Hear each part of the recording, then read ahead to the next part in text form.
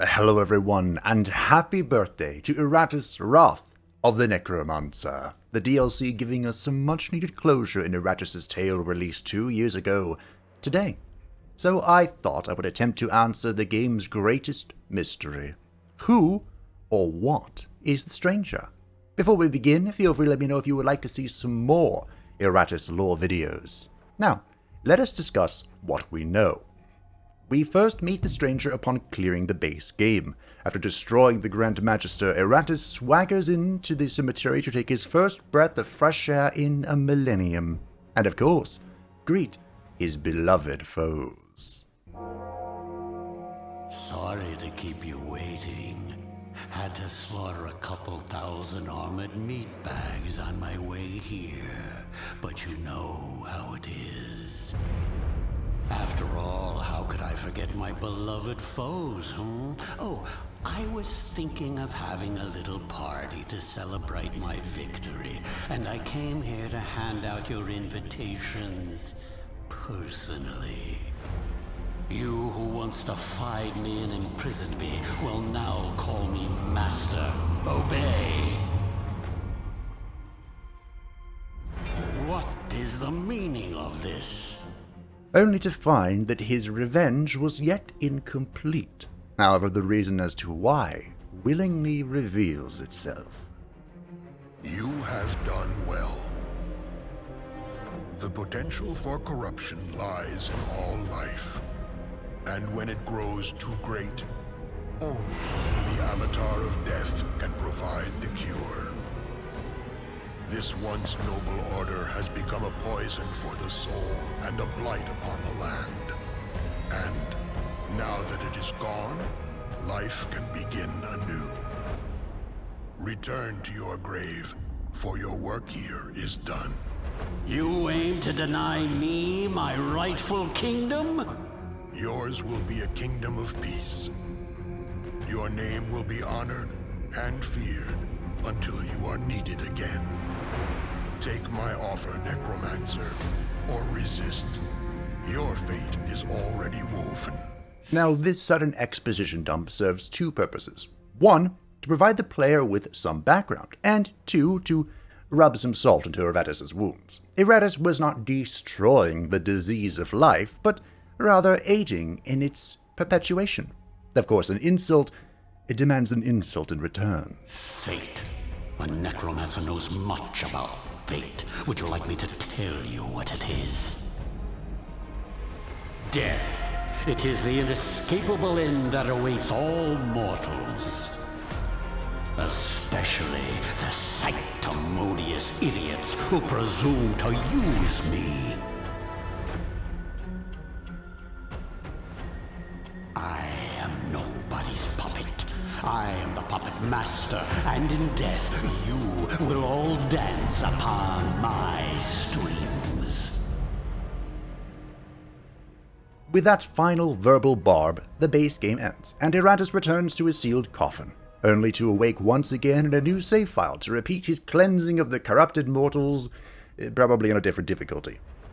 Now, there's already some reading in between the lines that you could do. With all that talk of fate, the stranger could have played a role in Iratus' unsealing. The stranger's presence might have been what prevented Iratus from raising the heroes until death, and perhaps Iratus perceives the stranger as a mortal. All of these base assumptions point to some sort of god, like the old stories of Odin wandering around in the guise of an old man, and that could be the stranger's identity. However, the Wrath of the Necromancer DLC provides us with a little more detail about the stranger that has led me to a less straightforward conclusion. So be it. Let us witness the repeat of history.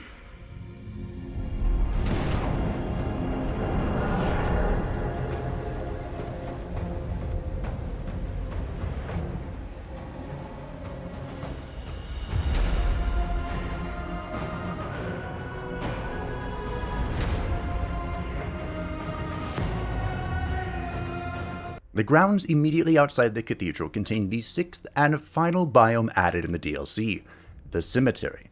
Now, you might think a cemetery is a home turf for a Necromancer, and you would be right. However, this is a consecrated cemetery. And like all other biomes in the game, this consecrated cemetery has its own introduction. An unfamiliar power swept through the cemetery where heroes of old were laid to rest. The ground trembles in its wake as the souls of the exalted were called back from their repose. Together, as one, a new army rose up against the arch-necromancer, unlike the corrupt mortals and beasts he has thus far faced. Hailing from a different age, returned in their prime, all the heroes of old have returned, myths and legends coming to stand side by side as the final bulwark against death. But even they might not withstand against Iratus and the power he has attained, wearing both darkness and terror like a fine cloak as he treads upon the land. Fitting that it would all end on a grave, and as the stranger vanishes, only his words remain echoing in the Necromancer's mind, further fueling the flame of his ire. Now that you're all caught up on what we know about the stranger, here's my theory. I think that the stranger is the Grand Magister. Rather, what the Grand Magister aspired to become. Hear me out. The Grand Magister, the final boss of the base game, was a callous and ambitious man who sought to become a saint and ultimately dominate the world.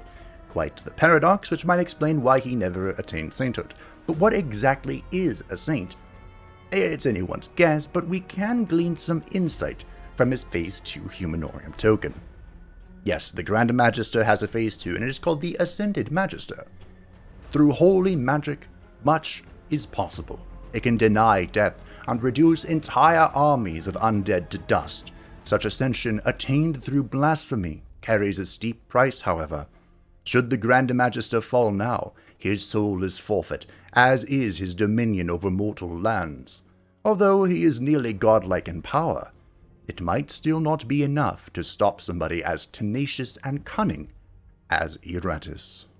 So the Grand Magister used blasphemous means to forcefully complete his holy ascension, probably required due to his very unholy-like intentions of world domination. But where did he even get the idea of ascension? I propose it was from someone who once led the Order, prior to its corruption, that properly ascended into sainthood. That could explain why the stranger previously lamented about this once noble order, and it would have placed him in a position to begin a consecrated cemetery on cathedral grounds in the first place. As for our earlier reading between the lines, this could explain why Iratus perceives the stranger as a mortal, because he once was, just as Iratus was once a mortal who eventually ascended in death. It also stands to reason that an ascended saint could use holy magic to influence the Grand Magister to dig into Iratus' sealed tomb. After all, just look at what the Light told the Scarlet Crusade to do in the Warcraft universe. As for preventing Iratus from raising the heroes, it stands to reason that Iratus could not raise the heroes because they were protected by the saint's holy influence over the consecrated graveyard. If we look at some of the cemetery humanorium tokens, the Plague Doctor token mentions that the remains of this selfless doctor was brought to rest among the holy. The Viking token mentions that they waited to be called one last time to fight in the final war, probably a reference to Ragnarok. And lastly, the Adept token mentions that these mages who carried on the Mage Hero's legacy were eventually brought back by divine will. With all that in mind, I think it makes perfect sense that the stranger is an ascended saint who, upon seeing the rampant and unstoppable corruption within the order that he once led, influenced the Grand Magister to order the digging that would eventually unseal Iratus, causing the Lord of the Dead to resume his ambition of destroying life. Once Iratus had destroyed just enough life, should the stranger find himself incapable of resealing Iratus, which I suppose is what happened prior to the DLC release, the remains of the heroes of the world, protected from necromancy and bound to his divine will by holy magic, would be the final defense against the newly awakened Necromancer. His only miscalculation is that the Supreme Necromancer returned even stronger than before, with a new proficiency in alchemy. Potion 1, Potion 2.